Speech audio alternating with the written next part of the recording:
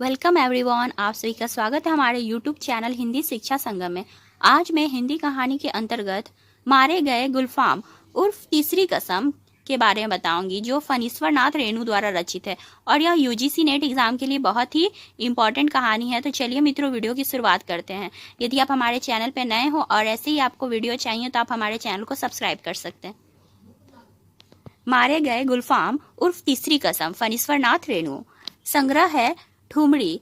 1959 ईस्वी में रसप्रिया, तीर्थोदक, ठेस, नित्य लीला, पंचलाइट, सिर पंचमी का सगुन, मारे गए गुलफाम उर्फ तीसरी कसम, लाल पान की बेगम, तीन बंदियां, ये सब संग्रह है। प्रतिपाद्य है, आंचलिक कहानी है, ग्राम गीतों का प्रयोग किया गया है, प्रेम की पीड़ा को और उसकी भीनी खुशबू को दिखाया गया है। मूल कथा में नायक हीरा राम है। हीरा राम के द्वारा खाई गई 3 कस्मों की चर्चा की गई है। साथ ही नायक के प्रेम प्रसंग की कहानी है। पहली कसम, चोरी का सामान गाड़ी में नहीं रखेगा। दूसरी कसम है कि बांस की लादनी नहीं करेगा। तीसरी कसम, नाटक कंपनी वाली को गाड़ी पर नहीं बैठाएगा। हीरामन और हीराबाई के बैलगाड़ी सफर के माध्यम से लोक सांस्कृतिक, उसमें निहित रस और मर्यादित निश्चल प्रेम को व्यक्त किया गया करने वाली कहानी है। पात्रों की बात करें तो प्रमुख पात्र है हीरामन, खादी देहाती पात्र है। 40 साल का हट्टा कट्टा काला कलुट्ठा देहाती नौजवान, जिसे अपनी गाड़ी और बैलों के सिवाय दुनिया के किसी भी अन्य काम में दिलचस्पी नहीं है। 3 काम न करने की कसम खाता है। वह 3 जो कसम खाता है उसके बारे में बता चुकी हूँ मैं अभी। हीराबाई कंपनी की औरत, मेलों में नौटंकी में अभिनय एवं नृत्य का काम करती है। हीरामन को अपना उस्ताद मानती है। गौण पात्रों में है लाल मोहर, धुन्नी राम, पलटदास, तीनों ही गाड़ीवान है। लहसनवा है लाल मोहर का नौकर गाड़ीवान, नेपाली दरबान है, मुनीम है, दरोगा है, काले कोट वाला है। कहानी में प्रयुक्त स्थान है विराटनगर, फारबिसगंज, खरहिया शहर है, चंपानगर है, सिंधिया गांव है, कानपुर है हीराबाई का घर, तेगछिया है महावीर स्वामी, छत्तापुर 25 है, मदनपुर है, विशनपुर है, हरिपुर है, नन्ननपुर है, मीना बाजार है, बनेली मेला है, नौटंकी कंपनी, रोती कंपनी है, मथुरा मोहन कंपनी है। विशेष की बात करें तो फणीश्वर नाथ रेणु ने नई कहानी के दौर में प्रेमचंद के गांव और उनमें बसी दुनिया को अपने कहानियों में जिंदा रखा है।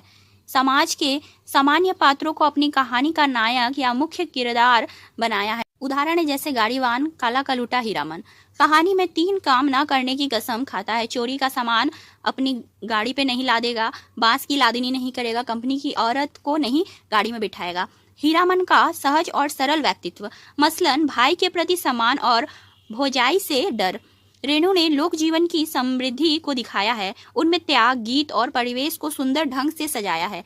हीरामन का संसार लगा और देखा से बना है। हीराबाई का संसार पड़खा है। कहानी में एक जगह जगन्नाथ धाम नाम का उल्लेख है। इस कहानी पर तीसरी कसम फिल्म भी बनी है, जिसके संवाद लेखन का कार्य स्वयं रेणु ने किया है। कहानी की मूल संवेदना प्रेम है। यह एक अधूरी प्रेम कहानी बनकर रह जाती है। तत्कालीन समय में मनोरंजन के साधन नौटंकी का वास्तविक चित्रण है। प्रमुख उदाहरण है हीरामन समझ गया, इस बार निस्तार नहीं। जेल, हीरामन को जेल का डर नहीं, लेकिन उसके बैल न जाने कितने दिनों तक बिना चारा पानी के सरकारी फाटक में पड़े रहेंगे, भूखे प्यासे, फिर नीलाम हो जाएंगे। भैया भौजी को वह मुंह नहीं दिखा सकेगा कभी। नीलाम की बोली उसके कानों के पास गूंज गई। 1 2 3। दरोगा और मुनीम में बात पट नहीं रही थी शायद। 2 कस्में खाई है उसने। एक, चोरी बाजारी का माल नहीं लादेगा। दूसरी, बांस की लादनी लदी हुई गाड़ी से 4 हाथ आगे बांस का अगुआ निकला रहता है और पीछे की ओर 4 हाथ पिछुआ। काबू के बाहर रहती है गाड़ी हमेशा। सो बेकाबू वाली लादनी और खरहिया। बाग गाड़ी की गाड़ीवानी की है हीरामन ने। कभी ऐसी गुदगुदी नहीं लगी पीठ में। आज रह रहकर उसकी गाड़ी में चंपा का फूल महक उठता है। पीठ में गुदगुदी लगने पर वह अंगोछे से पीठ झाड़ लेता है। औरत है या चंपा का फूल, जब से गाड़ी मह मह महक रही है। मथुरा मोहन नौटंकी कंपनी में लैला बनने वाली हीराबाई का नाम किसने नहीं सुना होगा भला। लेकिन हीरामन की बात निराली है। उसने 7 साल तक लगातार मेलों की लादी है। कभी नौटंकी थिएटर या बायोस्कोप सिनेमा नहीं देखा है। उसकी सवारी मुस्कुराती है, मुस्कुराहट में खुशबू। तब तो मीता कहूंगी, भैया नहीं, मेरा नाम भी हीरा है। उसकी गाड़ी में फिर चंपा का फूल खिला। उस फूल में एक परी बैठी है, जे भागवती। हीराबाई ने परख लिया था, हीरामन सचमुच हीरा है। हीरामन की भी शादी हुई थी बचपन में ही। गौने के पहले ही दुल्हनिया मर गई थी। हीरामन को अपनी दुल्हनिया का चेहरा याद नहीं है। दूसरी शादी न करने के अनेक कारण है। भाभी की जिद कुमारी लड़की से ही हीरामन की शादी करवाएगी। कुमारी का मतलब हुआ कि 5-7 साल की लड़की से। जब हीरामन ने तय कर लिया है शादी नहीं करेगा। विदागी नैहर या ससुराल जाती हुई लड़की। काला आदमी राजा क्या महाराजा भी हो जाए, रहेगा काला आदमी ही। साहब के जैसा अकील कहाँ से पाएगा, हीरामन हीराबाई से कहती है। छोकरा नाच के मनुआ नटुआ का मुंह हीराबाई जैसा ही था। वहाँ चला गया वह जमाना। हर महीने गांव में नाचने वाले आते थे। हीरामन ने छोकरा नाच के चलते अपनी भाभी की न जाने कितनी बोली ठोली सुनी थी। भाई ने घर से निकल जाने को कहा था।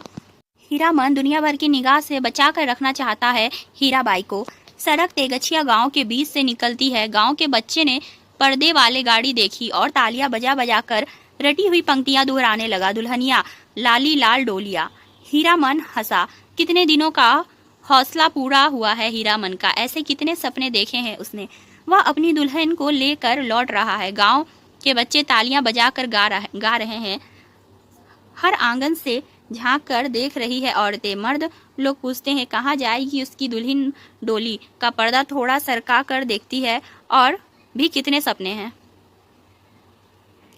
इस मुल्क के लोगों की यही आदत बुरी है। राह चलते 100 जिरह करेंगे, अरे भाई तुमको जाना है जाओ। देहाती बूझ सब।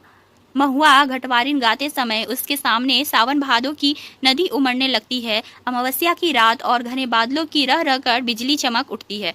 उसी चमक में लहरों से लहरती हुई बारी कुबारी महुआ की झलक उसे मिल जाती है।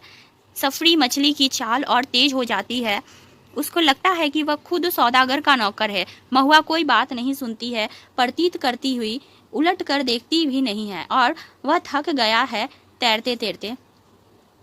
तुम मेरे उस्ताद हो। मेरे शास्त्र में लिखा हुआ है कि एक अक्षर सिखाने वाला भी गुरु और एक राग सिखाने वाला भी उस्ताद। हीराबाई हीरामन से आज रात भर हीरामन की गाड़ी में रहेगी। वह हीरामन की गाड़ी में नहीं, घर में। जनाना जात अकेली रहेगी गाड़ी पर। कुछ भी हो, जनाना आखिर जनाना ही है। कोई जरूरत ही पड़ जाए। पलटदास हीरामन से। उस आदमी ने अपने संगी से कहा, खेला शुरू होने पर जगा देना। नहीं, खेला शुरू होने पर नहीं, हिरिया जब स्टेज पर उतरे हमको जगा देना।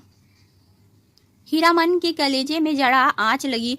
हिरिया बड़ा लटपटिया आदमी मालूम पड़ता है। उसने लालमोहर को आंख के इशारे से कहा, इस आदमी से बतियाने की जरूरत नहीं।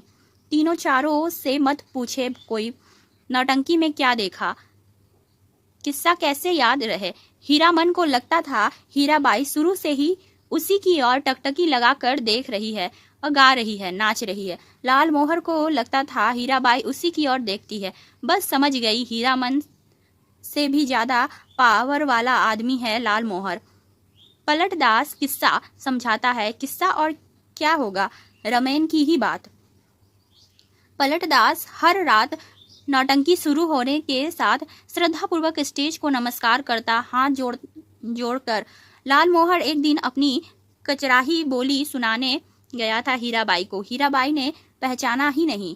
तब से उसका दिल छोटा हो गया है। उसका नौकर लहसनवा उसके हाथ से निकल गया है। नौटंकी कंपनी में भर्ती हो गया है।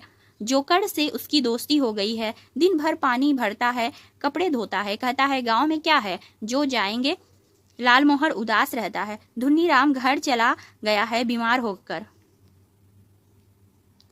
तेरी बाकी अदा पर मैं खुद हूँ फिदा, तेरी चाहत को दिलबर बयां क्या करूं। यही ख्वाहिश है कि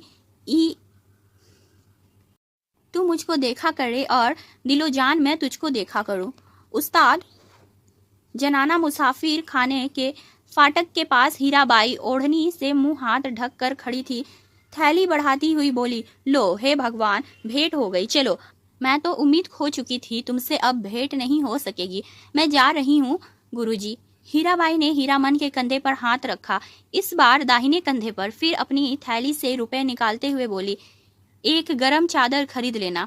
हीरामन की बोली फूटी इतनी देर के बाद। इश, हरदम रुपए पैसे रखिए, रुपए क्या करेंगे चादर। हीराबाई का हाथ रुक गया। उसने हीरामन के चेहरे को गौर से देखा, फिर बोली, तुम्हारा जी बहुत छोटा हो गया है। क्यों मित? महुआ घटवारिन को सौदागर ने खरीद जो लिया है गुरुजी। गला भर आया हीराबाई का। बक्सा ढोने वाले ने बाहर से आवाज दी, गाड़ी आ गई है। हीरामन कमरे से बाहर निकल आया। बक्सा ढोने वाले ने नौटंकी के जोकर जैसे मुंह बनाकर कहा, प्लेटफार्म से बाहर भागो, बिना टिकट के पकड़ेगा तो 3 महीने की हवा। हीरामन चुपचाप फाटक से बाहर जाकर खड़ा हो गया। स्टेशन की बात रेलवे का राज, नहीं तो इस बक्सा ढोने वाले का मुंह सीधा कर देता हीरामन।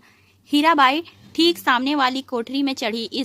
इतना टान गाड़ी में बैठकर ही हीरामन की ओर देख रही थी, टुकर टुकर। लालमोहन को देखकर जी जला उठता है। हमेशा पीछे पीछे, हरदम हिस्सेदारी सुस्ती है।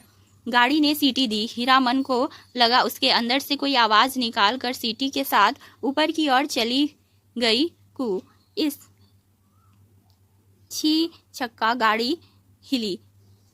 हीरामन ने अपने दाहिने पैर के अंगूठे को बाएं पैर की एड़ी से कुचल लिया। कलेजे की धड़कन ठीक हो गई। हीराबाई हाथ की बैंगनी साफी से चेहरा पोंछते हुए साफी हिलाकर इशारा करती है, अब जाओ। आखिरी डिब्बा गुजरा, प्लेटफॉर्म खाली। अब खाली खोखले मालगाड़ी के डिब्बे। दुनिया की खाली हो गई, मानो हीरामन अपनी गाड़ी के पास लौट आया हो। तो यह थी मित्रों तीसरी कसम कहानी के बारे में। आशा करती हूँ कि आपको ये कहानी पसंद आए। यदि ये कहानी पसंद आए तो वीडियो को लाइक शेयर करें और चैनल पे नए हो तो चैनल को सब्सक्राइब करें। मिलते हैं अगले वीडियो में, तब तक के लिए धन्यवाद।